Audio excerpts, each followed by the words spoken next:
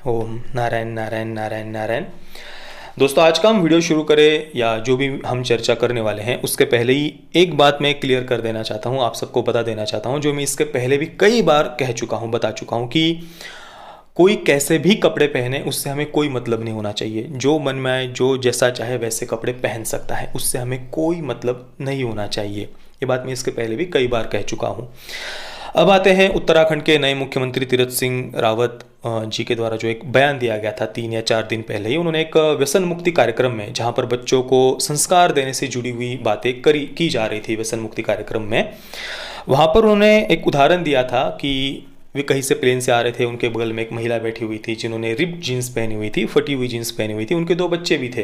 तो ऐसे में वो अपने बच्चों को क्या संस्कार दे पाएंगे? ये बात तीरथ सिंह रावत के द्वारा वहाँ पर उस व्यसन मुक्ति कार्यक्रम में कही गई थी, जिसके बाद में सोशल मीडिया पर उनकी बहुत आलोचना हुई, क्रिटिसाइज़ किया गया। इसके बाद उन्होंने एक बयान जारी किया और कहा कि उन्होंने माफ़ी मांगी कुल मिलाकर अपने बयान के लिए, और कहा कि उन्होंने संस्कारों के परिप्रेक्ष्य में ये बात कही थी। अगर किसी को लगता है कि फटी जींस पहननी है तो मुझे उससे कोई एतराज़ नहीं है, और अगर किसी को बुरा लगता है तो मैं उनसे क्षमा मांगता हूँ।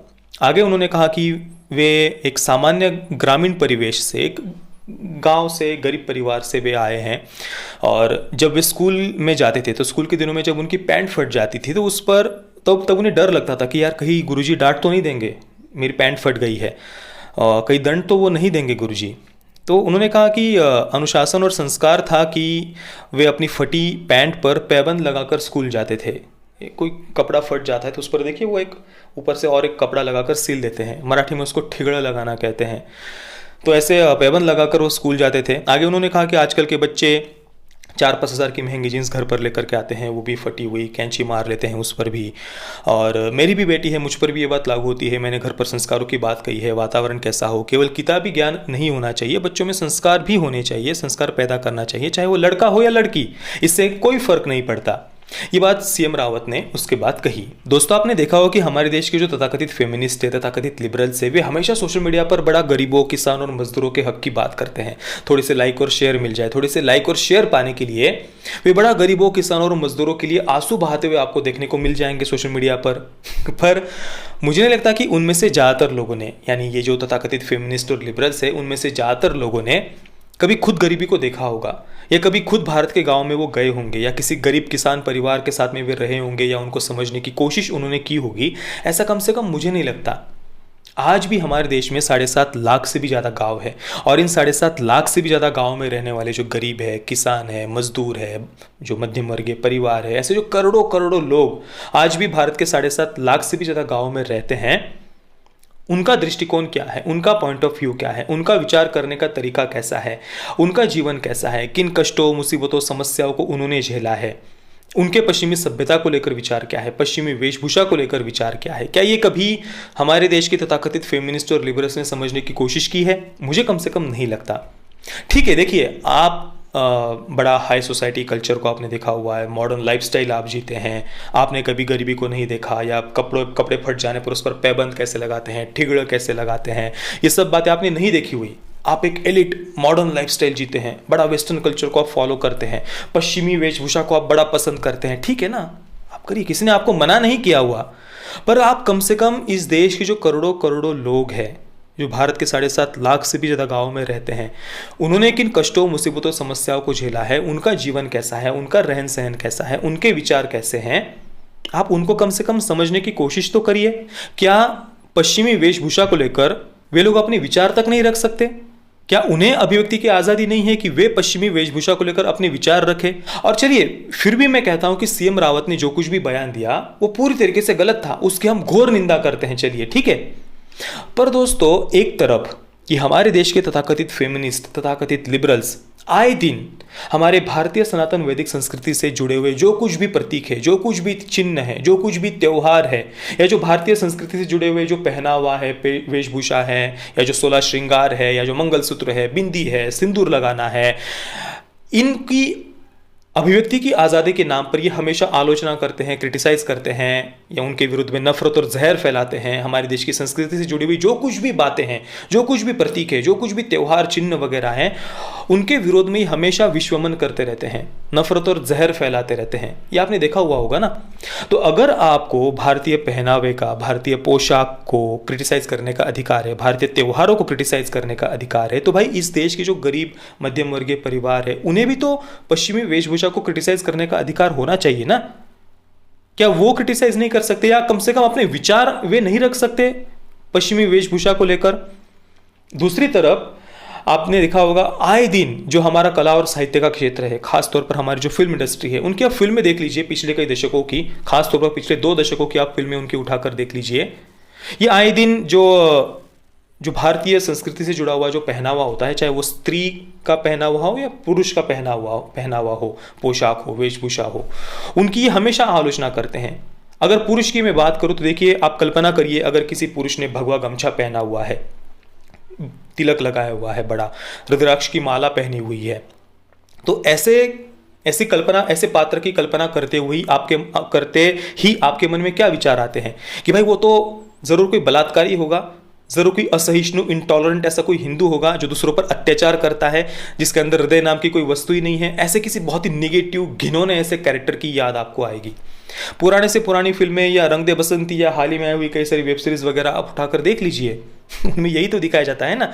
या दूसरी तरफ जो किसी स्त्री के वेशभूषा को अगर आप देख लीजिए, अगर वो भारतीय संस्कृति से जुड़ा हुआ है, 16 श्रृंगार वगैरह उसने किए हुए हैं, सिंदूर लगाया हुआ है, या जो एक गृहिणी, जो भारत की जो गृहिणियाँ जिस प्रकार की वेशभूषा उनकी होती है, वैसे जो कैरेक्टर्स होते हैं उनको इन फिल्मों में कैसे दिखाया जाता है? बहुत ही इंटॉलरेंट या दूसरों पर अत्याचार करने वाली या बहुत ही संकुचित मानसिकता वाली, इस प्रकार से बहुत ही निगेटिव तरीके से उन कैरेक्टर्स को दिखाया जाता है। चाहे वो थप्पड़ जैसी कोई टेक्निकली वेल मेड फिल्म हो या फिर रसभरी जैसी कोई बहुत ही वाहियात विचित्र सी वेब सीरीज हो, सब में यही तो बातें दिखाई जाती है ना। अब थप्पड़ को आप उठाकर देख लीजिए, तापसी पन्नू के कैरेक्टर की जो सास थी, वो बड़ा सत्संग में जाने की बात करती है, पूजा पाठ की बात करती है, तो उसे कैसे दिखाया गया है? बहुत ही निगेटिव, संकुचित मानसिकता वाला उसे दिखाया गया है। और दूसरी तरफ इन्हीं फिल्मों में जो बड़े मॉडर्न लाइफस्टाइल जीते हैं, जो कुछ मॉडर्न वेशभूषा वगैरह कहा जाता है, वैसे वेशभूषा पहनते हैं, तो उन्हें बड़ा उच्च आदर्शों वाला दिखाया जाता है। केवल यही नहीं, आप देख लीजिए कन्यादान के विरोध में भी ये अपना प्रोपेगेंडा चलाते हैं कि भाई हम कन्यादान, ये तो एक पेट्रियार्कल है कन्यादान वगैरह करना। रक्षाबंधन के विरोध में भी इनका प्रोपेगेंडा चलता है कि ये रक्षाबंधन वगैरह पेट्रियार्की का प्रतीक है, ये मंगलसूत्र, ये सिंदूर लगाना, ये पेट्रियार्की का प्रतीक है। इवन बुलबुल जैसी फिल्म में जो पाँव में जोड़े पहनते हैं ना, उसको तक ये कहते हैं कि भाई ये तो इस देश की संस्कृति है कि भाई ये महिलाओं को बांध कर रखने के लिए इस देश के लोगों ने ये रिवाज निकाला है, पाँव में जोड़े पहनने का। इस प्रकार से छोटी से छोटी भारतीय संस्कृति से जुड़ी हुई कोई भी पहचान हो, कोई भी चिन्ह हो, कोई भी प्रतीक हो, कोई भी त्योहार हो, उसको लेकर ये अपना यही प्रोपेगेंडा चलाते हैं। इवन तीज के त्योहार पर तीज की पुस्तक को, तीज व्रत की पुस्तक को टॉयलेट पेपर की जगह जाकर ये लोग रख देंगे। ये आए दिन हम देख रहे हैं ना। और दोस्तों केवल यही नहीं, अगर कोई हिंदू युवती अपने विवाह में सर पर घूंघट लेती है तो भी उसको तक ये लोग छोड़ते नहीं हैं, उसको तक वो ट्रोल करते हैं। उसके बाद उस युवती को खुद सोशल मीडिया पर आकर ये सफाई देनी पड़ती है, ये कहना पड़ता है कि भाई ये मेरी पर्सनल चॉइस थी, मुझे पर किसने दबाव नहीं बनाया। और सर पर घूंघट तो क्रिश्चियन और मुस्लिम जो विवाह होते हैं उनमें भी लिए जाते हैं। ये सफाई देनी पड़ती है उनको सोशल मीडिया पर आकर। और दूसरी तरफ यही तथाकथित फेमिनिस्ट, तथाकथित लिबरल्स कैसे बयान देते हैं, ये जरा आप देखिए। इसको जरूर बुर्का पहनने के लिए फोर्स किया होगा। क्या बुर्का पहनना मेरी अपनी चॉइस नहीं हो सकती? अभी कुछ दिन पहले मैंने एक फेसबुक पर एक वीडियो देखा था, एक फनी वीडियो था। कौन से चैनल पर था मुझे पक्का याद नहीं है, पर वो वीडियो क्या था मैं आपको बताता हूँ। कोई एक भारतीय युवा अमेरिका में गया हुआ है ऐसा दिखाया है, और वहाँ पर वो एक कैफ़े में जाता है अमेरिका में। वहाँ पर वो उनकी एक्सेंट को समझ नहीं पाता, जो भी है जेलेपिनो को हेलेपिनो बोलना वगैरह वगैरह है, तो वो बड़ा कंफ्यूज हो जाता है। और फिर वो अपने अंदर की जो फ्रस्ट्रेशन है, भड़ास से वो वहाँ पर बाहर निकलता है कि यार कैसे एक्सेंट है तुम लोगों की वगैरह वगैरह। वो भारतीय कैरेक्टर अपना फ्रस्ट्रेशन निकालता है। एक फनी वीडियो था, एक हल्के फुल्के अंदाज में लेना चाहिए था, ठीक है ना। उसके नीचे के कमेंट्स जब मैंने पढ़े ना, बाप रे बाप, सर पर हाथ लगाकर मैं बैठ गया। हमारे देश के जो तथाकथित कूल ड्यूड्स वगैरह है उन्होंने उसके नीचे क्या कमेंट्स किए हुए थे पता है? कि यार तुम कैसे रेसिस्ट हो, जेनोफोबिक हो, और पता नहीं क्या क्या शब्द वो उठाकर लेकर के आते हैं और कहते हैं कि भाई तुम्हें अगर अमेरिकन एक्सेंट पसंद नहीं है तो उसे क्रिटिसाइज करने का तुम्हें क्या अधिकार है? काय को गए हो अमेरिका में? बैठो ना अपने ही देश में, जिस देश में कुछ है ही नहीं है, वहां जाकर उनके एक्सेंट को क्रिटिसाइज कर रहे हो, कैसे रेसिस्ट हो, कैसे जेनोफोबिक हो और वगैरह वगैरह ऐसे कमेंट्स। इससे भी भद्दी भाषा में उस वीडियो को ट्रोल किया गया था।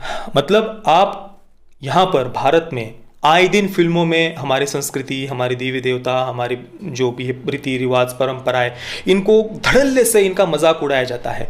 उन्हीं फिल्मों को यही कूल ड्यूड्स बड़ा एंजॉय करते हैं, उसको बड़ा एक और उसकी प्रशंसा करते हैं, अपने आप को इंटेलेक्चुअल मानते हैं, बुद्धिजीवी मानते हैं। दूसरी तरफ अगर आप थोड़ा सा भी वेस्टर्न कल्चर को, पश्चिमी वेशभूषा को, पहनावे को अगर आप क्रिटिसाइज करते हैं तो ये ब्रेंडेड ज़ोंबीज की तरह आपका खून नोचने के लिए आ जाते हैं। मतलब ये इतनी हिपोक्रेसी आखिर क्यों? और दोस्तों यहाँ पर सबसे महत्वपूर्ण बात यह है कि बाहरी जो वेशभूषा होती है, बाहर के जो कपड़े होते हैं, या आपकी जो हेयर स्टाइल है, या जो आपके लुक है, या जो आपका मेकअप है, ये आप कितने बुद्धिमान हैं इसका प्रतीक नहीं होते। पर यही लोग, आपने देखा होगा, बड़ा बॉडी शेमिंग पर ज्ञान देते हैं सोशल मीडिया पर। ऐसा करने वाले जो लोग होते हैं ना, ऐसे जो तथाकथित फेमिनिस्ट और तथाकथित लिबरल्स होते हैं, जिन्होंने ना कभी गरीबी को देखा हुआ है, ना कभी फटे हुए कपड़ों पर पैबंद लगाना देखा हुआ है, ना कभी किसी मुसीबत, प्रॉब्लम्स और समस्याओं को झेला हुआ है, यही लोग अपने एयर कंडीशन रूम में बैठकर बड़े हज़ारों की क्रीम, हज़ारों के ब्रांडेड कपड़े वगैरह यूज़ करते हुए दुनिया को, देश को बॉडी शेमिंग पर ज्ञान देते हैं। मेरा कहने का तात्पर्य यही है कि आप जैसी लाइफस्टाइल जीना चाहे वैसे जी सकते हैं, पर अगर आप कोई हज़ारों के कपड़े पहनते हैं, या कोई ब्रांडेड कपड़े पहनते हैं, या पश्चिमी सभ्यता से जुड़े हुए आप कपड़े पहनते हैं, तो आप बुद्धिमान नहीं हो जाते। और जिन पेरेंट्स ने, जिन माता पिता ने हमें बड़ा करने के लिए, हमें ये सारी सुख सुविधाएं मिल सके, हम ये सो कॉल्ड मॉडर्न लाइफस्टाइल जी सके, इसके लिए हमारे माता पिता ने जो कष्ट सहे हैं, जो बलिदान, त्याग, तपस्या उन्होंने की हुई है, जो अपना खून पसीना उन्होंने बहाया है, उसकी कम से कम आप कद्र करिए। और मैंने कुछ ऐसे वीडियोस भी देखे हुए हैं, विवाह जैसी फिल्म जब आती है तो वहाँ पर जो विवाह का कैरेक्टर है पूनम का, वो थोड़ा दबी हुई आवाज़ में बात करता है, शर्माता है, शर्मीला उसका स्वभाव है, भारतीय पहनावा वो पहनता है। तो मैंने कई ऐसे विवाह के रोस्ट के वीडियो देखे हुए हैं जहाँ पर उसके दबी आवाज़ में बात करना, भारतीय पहनावा पहनना, इन बातों को बड़ा मजाक उड़ाया गया है। तो ये क्या हिपोक्रेसी नहीं है? सोचिए, अगर कोई व्यक्ति पश्चिमी सभ्यता को क्रिटिसाइज करता है, पश्चिमी वेशभूषा को क्रिटिसाइज करता है, तो उससे अगर आपको इतनी तकलीफ होती है, तो सोचिए जो लोग भारतीय वेशभूषा को पहनना पसंद करते हैं, चाहे वो स्त्री हो या पुरुष, ये बात मायने नहीं रखती है, जो लोग भारतीय संस्कृति से जुड़े हुए पहनावे को पसंद करते हैं, वेशभूषा को पसंद करते हैं, तो उनको भी आपको क्रिटिसाइज नहीं करना चाहिए। उन्हें भी उतनी ही तकलीफ होती है, उतना ही दुख होता है। आप कल्पना करिए, आज अगर कोई कॉलेज में कोई लड़का धोती कुर्ता पहन कर जाए, तिलक लगाए, या गले में उसके रुद्राक्ष की माला हो, बड़ा सा कलावा हो, या फिर चोटी वगैरह हो उसकी, तो उससे किस प्रकार से ट्रोल किया जाएगा, कैसे उसका मजाक उड़ाया जाएगा, आप बस कल्पना ही कर देखिए। तो ये आज की सच्चाई है। पश्चिमी सभ्यता से जुड़ा हुआ पहनावा अगर कोई पहनता है तो उसको कूल माना जाता है, चाहे वो स्त्री हो या पुरुष। पर अगर वही व्यक्ति, वही लड़का या लड़की भारतीय संस्कृति से जुड़ा हुआ कोई पहनावा गर्व से पहनता है तो उसको ट्रोल किया जाता है, उसका जीना हराम कर दिया जाता है। तो ये नहीं होना चाहिए ना। आप अगर कहते हैं कि जिसको जो पहनना है वो पहनने देना चाहिए, उसकी पर्सनल चॉइस है, उसकी पर्सनल लाइफ है, तो ये बात उन पर भी लागू होती है जो लोग भारतीय संस्कृति से जुड़ा हुआ पहनावा पहनते हैं। उनको फिर पेट्रियार्कल वगैरह होने का सर्टिफिकेट नहीं देना चाहिए। दोस्तों, वैसे ये मेरा ओपिनियन था, मेरे विचार थे, ज़रूर नहीं कि आप इससे एग्री करें। बाकी आप इस विषय पर क्या सोचते हैं मुझे आप नीचे कमेंट में ज़रूर बताइए। जय श्री राम, वंदे मातरम।